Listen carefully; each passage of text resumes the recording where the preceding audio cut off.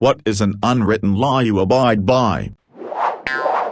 Doesn't hurt to go a step further and make small talk or give a small compliment too. Can't say how many times I said hello to an incredibly grumpy person and said goodbye to someone smiling and enjoying themselves a couple minutes later. You never know who is it that needs to hear something good or just normal and distracting on that day, and a small gesture often goes a long way. Of course, you will also find people in a bad mood or who just aren't interested in talking to the nth customer that day, but in that case you just back down into minimum politeness. Doesn't hurt to try. Of course, I'm saying this as a man. I'm not sure if being a little bit nicer as a woman to random people would result in awkwardness, misunderstandings of your intention, possibly catch a stalker's attention or similar. You'd hope not, but YMMV.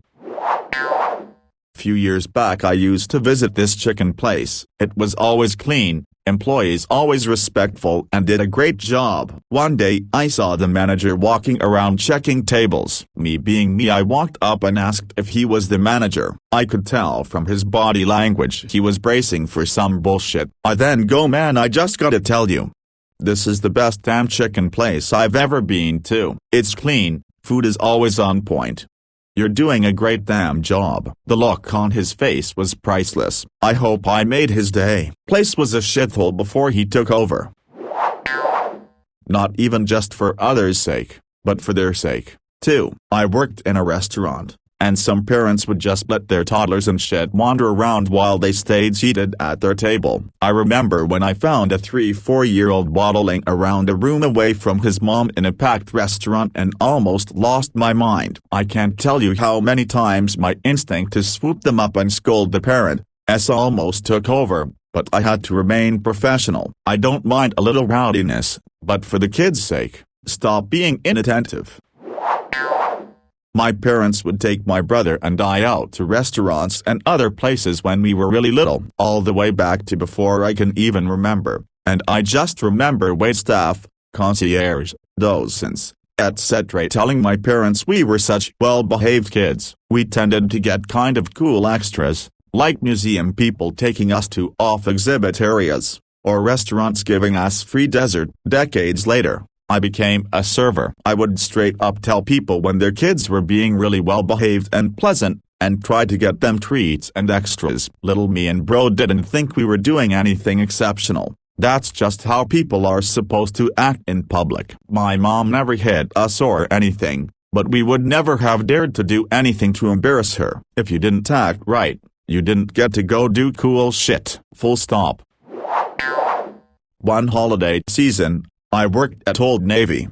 90% of my day was probably folded clothes after people left them in heaps all over the goddamn place. The jeans sections were the worst, with people looking for certain sizes and then shoving the rest in the little cubbies. Not even an attempt, they'd just ball it up and shove it in there. Often this meant having to take all the jeans out and fold them all, since you'd try to pull the unfolded jeans out, and they'd pull the perfectly folded ones out with them. It was easier to start all over. Bonus: I'm really good at folding clothes now. However, I'm so good at it that I cringe whenever I let my husband fold laundry since he doesn't do it correctly. I appreciate his help, but I sometimes have to refold his clothes for my sanity. Lol.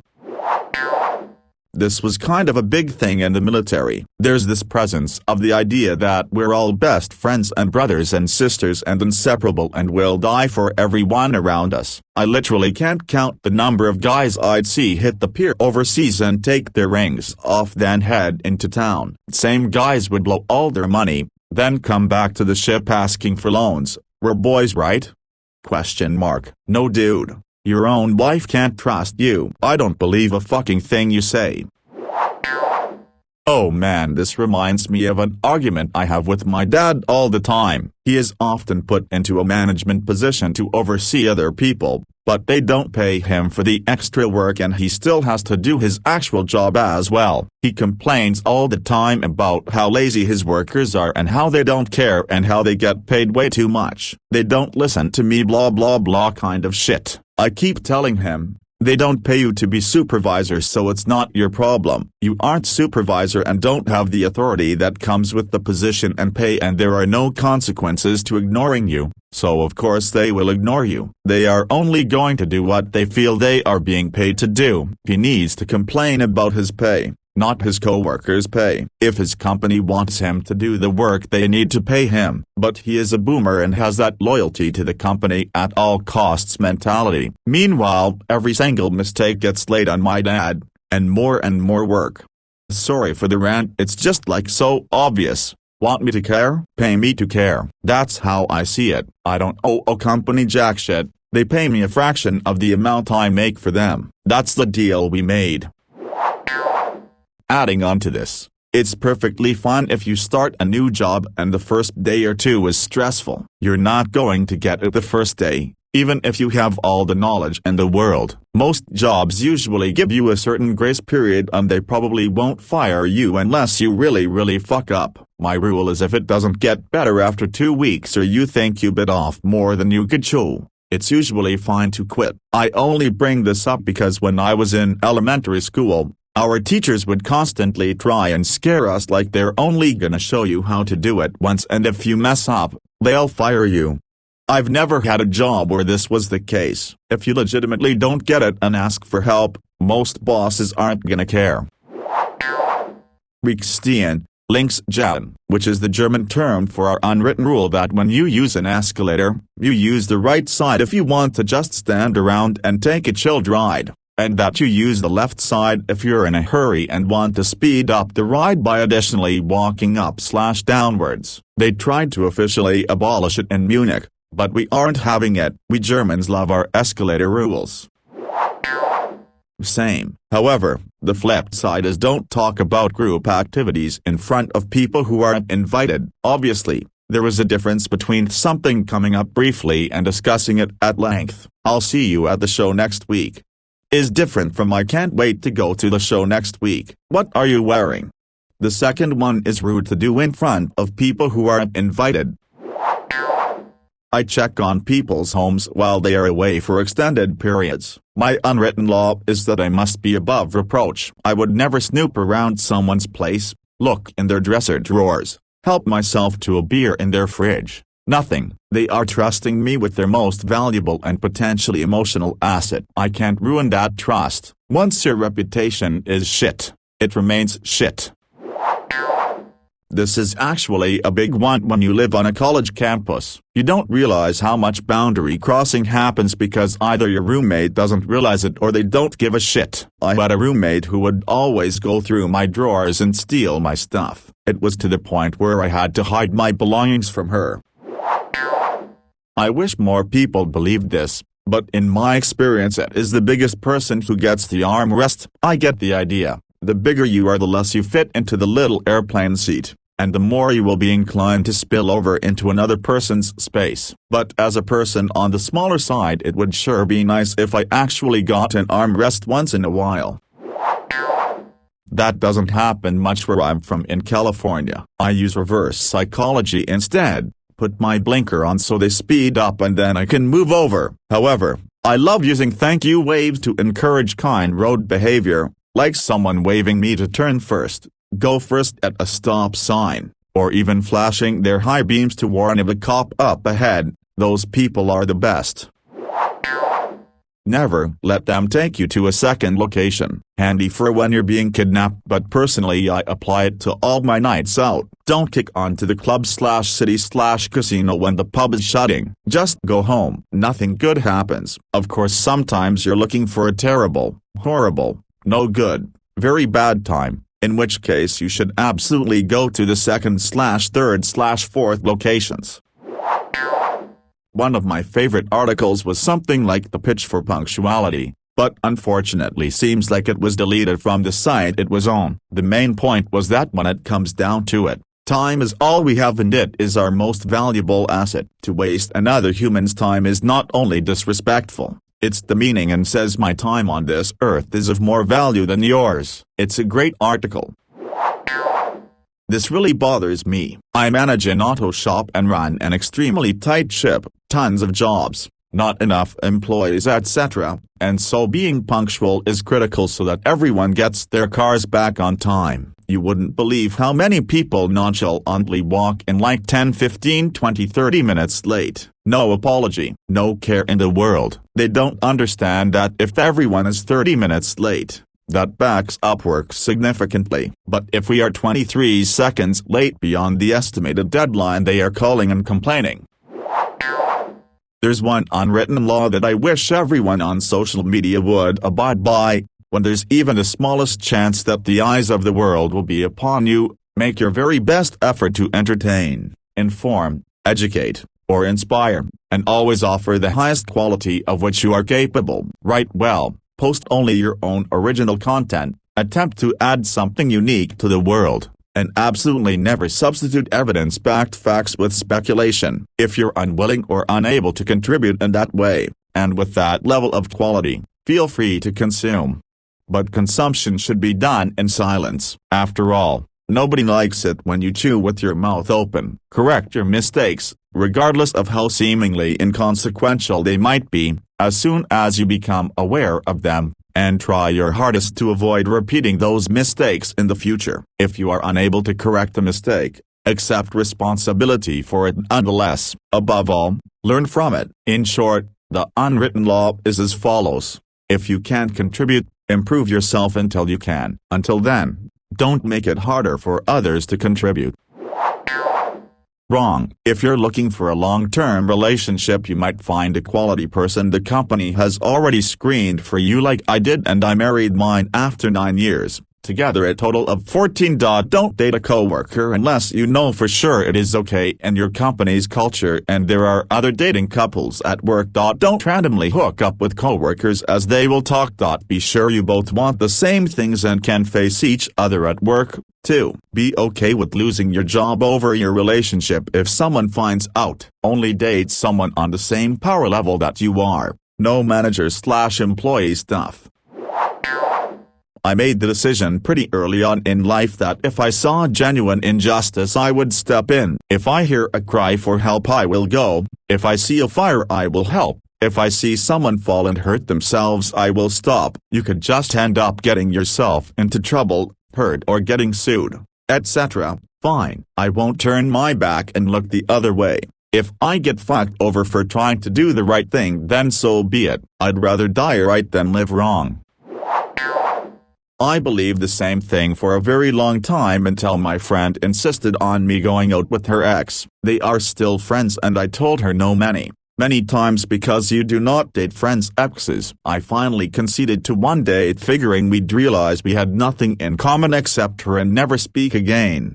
He and I just celebrated 2 years together. Edited to add, I'm fully aware that we are the exception and not the rule.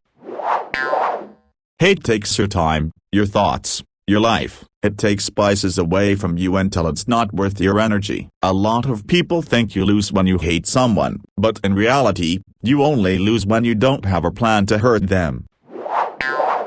Ask for consent before touching somebody, always, and to everybody. Need to use the restroom at a show? Is it okay if I squeeze past you into the aisle? Now at least you are politely inconvenient. Seeing a friend at the grocery store you haven't heard from in a while. Haven't seen you in a hot minute. Jim Bob, can I shake your hand? You have made Jim Bob feel valued, and he respects your respect of his personal space, especially in a pandemic. Changing your infant or toddler's diaper and need to pick them up. May I change your diaper? You're very wet and I'd hate for you to develop a rash. You're helping them to develop early communication skills and imprinting the importance of bodily autonomy during crucial formative development. Your kiddo will grow up expecting consent to be asked of them before being touched, and in return, they will likely ask for consent before touching somebody else. The cycle continues when they have children or assume a care position. All benefit. Basically, respect people and their right to be an autonomous human. It does so much good. Seeing a friend at the grocery store you haven't heard from in a while. Haven't seen you in a hot minute. Jim Bob, can I shake your hand? You have made Jim Bob feel valued, and he respects your respect of his personal space, especially in a pandemic. Not sure if I agree with that one. Shaking someone's hand is already a two-way street. You can't just shake someone's hand if they don't want to. So to me, sticking out your hand is asking to shake their hand. They can still say they're not comfortable with it. Otherwise I agree though. Don't touch someone unless you asked, and that includes hair as well. The amount of times people have touched my hair without asking is insane. I'm a dude with long hair. Do not discuss politics or religion. At work, with coworkers outside of work, with anyone you don't want to lose respect for. At family gatherings, specifically with your redneck uncle who has a goddamn American flag, bald eagle mural on the back window of his 22-year-old pickup truck. I used to think you were the fucking coolest uncle ever growing up, but goddamn man, what the fuck? These two topics are so insanely polarizing, and it's such an easy way for you to lose respect for someone, or have them lose respect for you, regardless of who's right or wrong. I had a classmate when I was in 6th grade or so, nothing too remarkable about him, funny guy, kinda nuts. His dad was a regular customer at the cafe I worked at. You could talk with him at length about religion or politics or anything because he was always respectful of others' opinions, but he stood by his own opinions. Loved chatting with the old guy. He had my classmate when he was well in his 40s. I was early 30s when we chatted at the cafe. He sadly passed away about 5 years ago. Miss the old man like he was like family. About a month ago his son asks me why we have closed the cafe. Told him we had several workers who were part of the at-risk population. Some had heart trouble, others were old. And this guy starts telling me, you do know it's all a hoax by the government, right? Right there and then I could see he was nothing like his dad and put a stop to it, telling him, sorry bud, I'm not going there with you. He was quiet for a moment and said fair enough. He hasn't spoken to me in public since. Oh well. Okay, I googled it. BCI was lost too, and they seem to be specifically referring to if you resign from a job and your employer gives you a counter offer of staying on, usually for more money/revised conditions. No idea why they needed to phrase it in such annoyingly vague language, but I don't think they're referring to negotiating in general. If a door is closed, even if it isn't latched, assume that whoever is on the other side is doing something they want privacy for. Knock. Hey, it's me. I just want to grab. Specifically named item/I just want to do. Specific thing. Because even in married life, sometimes walking in on an unlatched door means you witness something your spouse might prefer you didn't, even if that thing is just shopping for a birthday gift. Talk to anyone in customer service as if they are a human. Respect, understanding and with emotions. Yesterday my bank account was not allowing me to access my own money because of a technical mix-up from a policy that was implemented over 10 years ago that had nothing to do with me. I was at the store getting basic groceries and only at checkout did I find out there was an issue. The lady behind the counter who was serving me pulled her wallet out and paid for it. I've been seeing her at checkout asking how she has been and what's her day been like she was a friend. 'Cause just venting to a good customer who understands you helps a lot. You bet I'm getting her a gift. The better answer is always I don't know, never ever bullshit. Treats everyone with the same base level respect you expect to be treated with. Everyone, even shitty people. This is a reflection of your own self-worth. Don't judge how you feel on the inside with how some behaves on the outside, especially when things seem great. You don't know their inner struggle, and others might see you and your achievements as if you're doing great, even though internally you feel like shit. Always find a way to replace I'm sorry with thank you. For instance, if I have to ask a company for something, I won't say I'm sorry for troubling you, but instead I would say thank you for your patience. When someone gets back to me about a job application, I always say thank you for getting back to me. It sort of removes the guilt and makes it optimistic. You're sort of replacing a burden with a virtue. Compliment. I say please a lot when it comes to requests. Could I please have a cup of coffee? Could you please look into this information? I would really appreciate it if I could please have this item in a different size. While showering, you go shampoo first, wash it off, conditioner, wash it off, face wash and then body wash, soap, Wash it off. Basically you start with the head and clean your whole body in order from top to bottom. I remember one of my friends telling me this in boarding school so many years ago, and I've stuck with it to this day.